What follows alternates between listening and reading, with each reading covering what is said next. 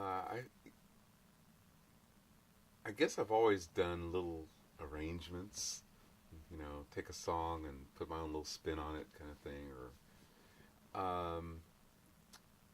And I think that that world was opened up to me by witnessing how Ray Brown would do it and other people that he worked with. But then my brother taught me how to transpose for saxophones.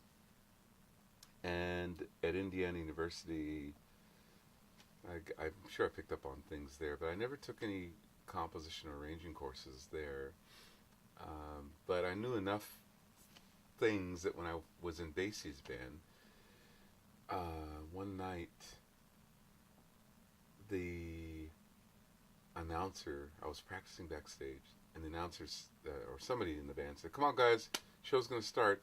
So I hurriedly got in my place as the curtain went up. Ladies and gentlemen, the Count Basie Orchestra. And I looked down, and my music book was backstage. And so I just had to play, And that's when I discovered that actually I had memorized the book.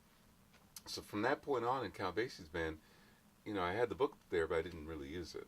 And that let me really check out all the great sounds that were going on and focus on them. And then at some point I got my courage up and I said to Mr. Basie, would you mind if I arranged something for the band? He said, "Sure, go ahead." So I did, and that piece just bombed. It was terrible. I was embarrassed and all that stuff. But the guys in the band were so encouraging. They said, "Hey, okay, you got the right idea, John." I knew it sucked.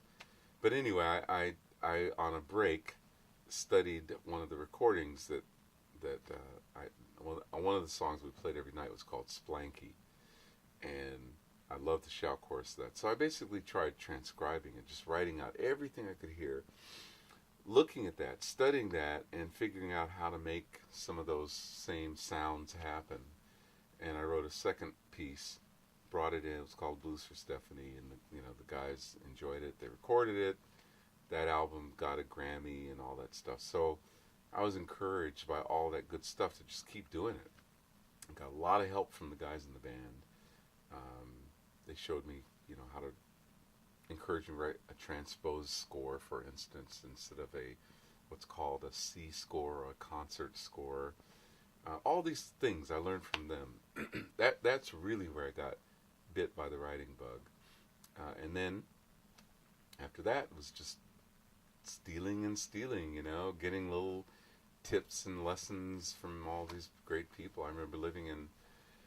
If you're hungry, you got to find nourishment. So I was living in Holland. I remember, and Frank Foster was on tour with his group, with his small group, in Belgium. So I got his number at the hotel in Belgium and called him up and said, "Is there any way that I could get a lesson from you? Just to learn how to write for saxophone solis." And he said, "Sure." So I drove from Holland to Belgium, however many hours it was, and took a lesson from him in his hotel room on how to. So it's not that that's unusual, but it just is another example of people that are really eager for something and have to have something, that they find a way to make it happen. So that's when I first started arranging.